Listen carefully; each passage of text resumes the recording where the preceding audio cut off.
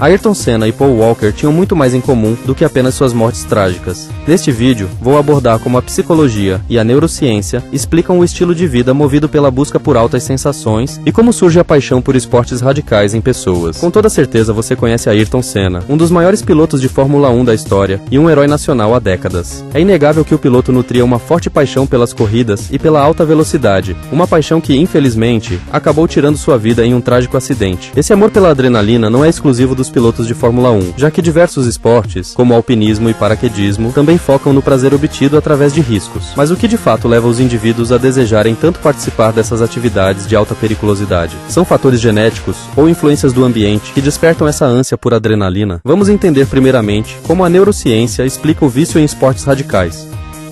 Eu gosto de viver perigosamente, fortes emoções.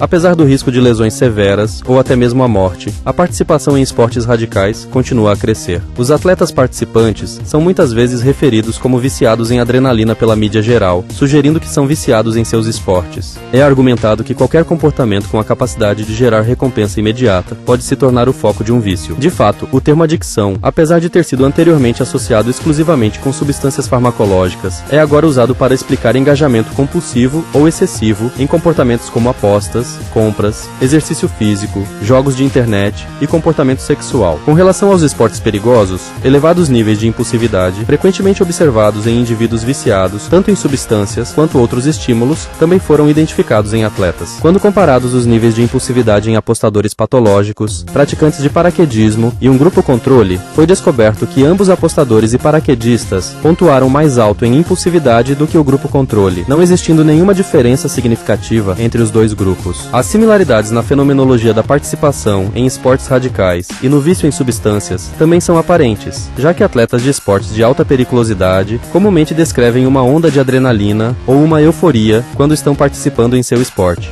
Em um estudo de caso com um indivíduo praticante de paraquedismo e corridas de kart, mostrou que este continuou a participar de suas práticas, apesar de sofrer numerosas lesões físicas. E as evidências sugerem que atletas de esportes radicais experienciam sintomas de abstinência enquanto não participam de seus esportes.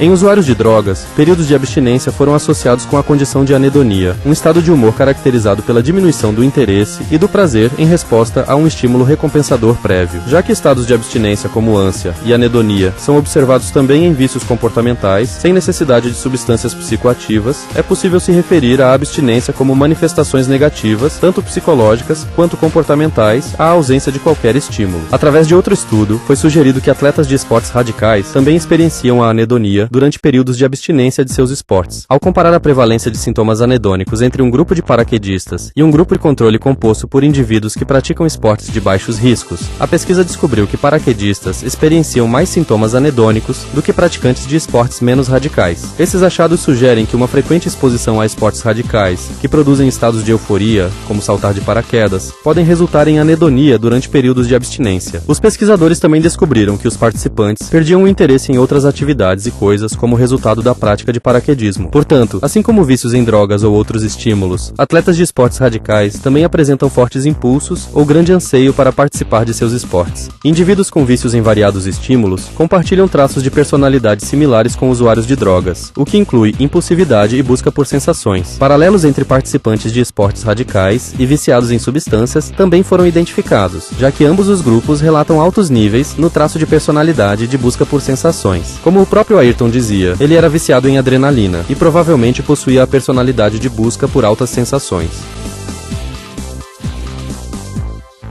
O psicólogo Marvin Zuckerman foi o fundador das pesquisas científicas voltadas para os indivíduos buscadores de altas sensações, conseguindo alcançar importantes contribuições e sendo o principal nome do tema. As pesquisas científicas sobre a busca por sensações iniciaram no final do século XX e, ironicamente, não começaram nos acampamentos de base do Monte Everest ou no Autódromo de Interlagos. O primeiro estudo se deu em uma sala escura, preenchida com absolutamente nada, literalmente. Os pesquisadores não estavam tentando explicar o alpinismo, a canoagem ou corridas de Fórmula 1. Eles estavam tentando desvendar o controle mental. Contextualizando, brevemente após a Guerra da Coreia, existiam relatórios afirmando que o governo chinês estava usando técnicas de lavagem cerebral envolvendo deprivação sensorial para tortura e controle mental. Marvin Zuckerman entrou de cabeça na pesquisa junto de seu laboratório na Universidade de McGill, em Montreal. Explicando o experimento típico que foi realizado em seu laboratório, os participantes passavam horas em ambientes onde eles podiam enxergar ou escutar muito pouco. Em alguns casos, as pessoas se sentavam sozinhas, sem nada para fazer, em um quarto escuro com amortecimento de som. Eles podiam sair apenas para pegar um lanche de sanduíches frios ou para irem ao banheiro. Ao modular o estilo de sua pesquisa, o laboratório de Zuckerman adotou o procedimento de Ganzfeld, um método de aproximação da privação sensorial, para realizar alguns testes. O método colocava os indivíduos em um nada difuso, que foi apelidado de sensações não estruturadas. A curiosidade de Zuckerman foi instigada por como as pessoas reagiriam pela perca de sensação. Pela primeira hora aproximadamente, todos os participantes simplesmente sentavam sem fazer nada, mas depois disso, as coisas mudavam. Alguns sentavam quietamente por horas e horas, outros se agitavam, se contorciam, ficavam entediados e ansiosos, entre outras coisas. Estranhamente, nenhum teste psicológico existente podia predizer de forma confiável como sujeitos reagiriam à privação sensorial. Foi aí então que Zuckerman e seus colegas especularam que algumas pessoas eram buscadoras de altas sensações e outras não eram. Eles imaginaram que buscadores de altas sensações necessitavam de altas quantidades de estimulação e se irritavam por privação sensorial. Enquanto isso, indivíduos com baixa busca por sensações não se incomodavam pela falta de estimulação. Porém, algo inusitado aconteceu durante a pesquisa. Ainda que o time de Zuckerman teorizou que a privação sensorial irritava buscadores de altas sensações, exatamente esse grupo de pessoas assinou em massa para os experimentos. Acontece que, aparentemente, algumas informações circularam para esses voluntários ansiosos. A experiência de privação sensorial induziu alucinações para alguns dos antigos participantes. Os recém-chegados estavam lá para buscar as sensações das alucinações, não pelo avanço científico ou compensação financeira. Zuckerman percebeu então que a procura por sensações não era apenas uma busca por estimulação externa, como originalmente eles pensaram. Ao que tudo indicava, os buscadores de altas sensações também procuravam experiências únicas. Ele afirmou que buscadores de altas sensações são sensitivos às suas experiências e escolhem estimulação que as maximizam. Sensações podem vir de emoções, atividades físicas, roupas, comida ou até mesmo outras pessoas. Alguém com uma personalidade de busca por altas sensações procuram ativamente por experiências. Mas como é a personalidade de um buscador de altas sensações?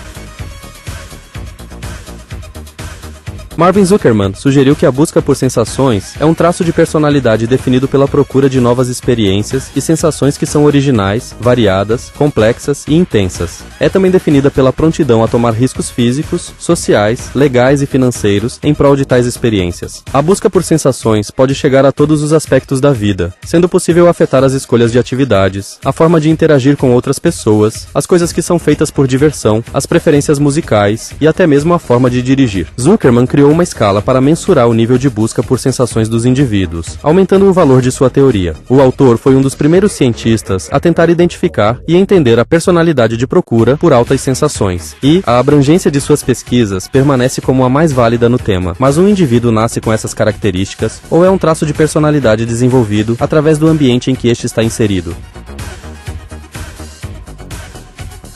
Um dos maiores debates existentes é o de qual mais importante entre genética e ambiente na formação de um indivíduo. O fato é que ambos possuem papéis fundamentais no desenvolvimento dos seres vivos e não podem ser entendidos como processos isolados. Pesquisas científicas voltadas para entender como a subjetividade é moldada tiveram contribuições enormes para interpretar como a paixão pelos esportes radicais é construída. Os estudos com gêmeos, principalmente os que crescem separados, são talvez as fontes mais confiáveis na busca por determinar a influência da biologia e do ambiente na formação da personalidade. Já que irmãos idênticos compartilham 100% de seus genes, e gêmeos que cresceram juntos compartilham 100% de seu ambiente, examinar gêmeos em diferentes famílias pode ser o caminho ideal para diferenciar a força relativa de genes versus contribuições ambientais. O estudo dos gêmeos crescidos separados de Minnesota é um estudo longitudinal de pares de gêmeos. Esses indivíduos são separados na infância, criados em lares diferentes durante seus anos formativos e depois são unidos quando adultos. Esses gêmeos então passam por 50 horas de avaliação psicológica e médica em um período de 6 dias no departamento médico da Universidade de Minnesota. Como parte da extensa bateria, eles foram solicitados a responder à escala de busca de sensações de Zuckerman e a hereditariedade resultante foi de 0,55 e 0,58. Os valores variam de 0, que significa que genes não possuem influência, e 1.0, que significa que genes determinam tudo. Os resultados de 0,55 e 0,58 significam que fatores genéticos possuem muita influência na personalidade de busca por sensações.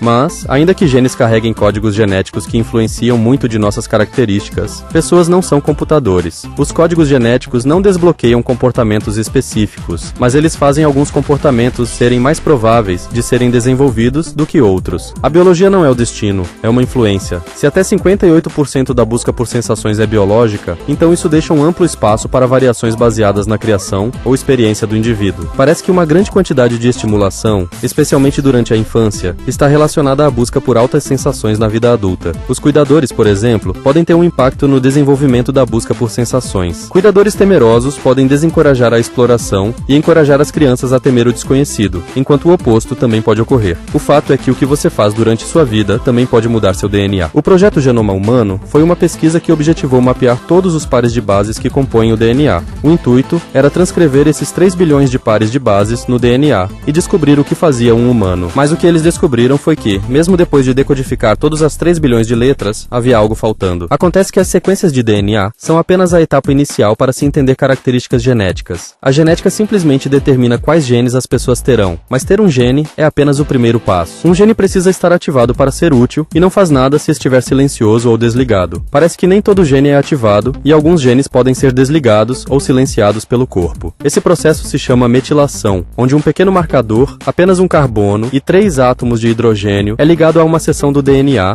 e o desliga. Apenas a expressão do gene é mudada, não mudando o código genético e suas sequenciações específicas. E o que pode causar a metilação? Muitas coisas, desde alimentação, tempo de sono, exercício físico e até nossos comportamentos, causam modificações químicas ao redor dos genes que os ativam ou desligam com o tempo. A epigenética é a encarregada desse processo. Se você pensar no DNA como as notas em uma música, as notas podem ser as mesmas, mas a forma como são tocadas depende de sua expressão. O processo de silenciar o gene é outra camada no topo do código genético, então é chamado de epi, que vem do grego acima, e genética. O estudo desses tipos de mudanças nos genes, portanto, é chamada de epigenética. A metilação é poderosa e causa grandes transformações no ser vivo como um todo. Por exemplo, quando uma abelha é alimentada com geleia real, a metilação faz com que essa abelha cresça mais, viva mais, desenvolva ovários e se torne uma abelha rainha. Os padrões da metilação também são afetados por comportamentos. Em um estudo com ratos, estes roedores mudaram os padrões de metilação do DNA ao serem cuidados de diferentes formas. Os filhotes que as mães davam muita atenção, um gene que ajuda a modular o estresse, foi ativado. Por outro lado, quando uma rata-mãe ignorava ou negligenciava os filhotes, esse gene permanecia silenciado. Por causa disso, filhotes de mães atenciosas cresciam menos estressados e mais calmos, enquanto os filhos de mães negligenciadoras cresciam ansiosos. Se você examinar apenas os genes, eles serão idênticos. Então o que é diferente? A expressão do gene, determinado pelo comportamento da mãe. É possível que ambientes de estimulação precoce, como o de famílias, com a personalidade de busca por altas sensações, possam criar uma expressão genética que aumenta a possibilidade da busca por sensações. Um fato marcante na vida de Ayrton Senna é que seu pai era dono de uma empresa metalúrgica e construiu um kart para ele quando tinha apenas 4 anos de idade.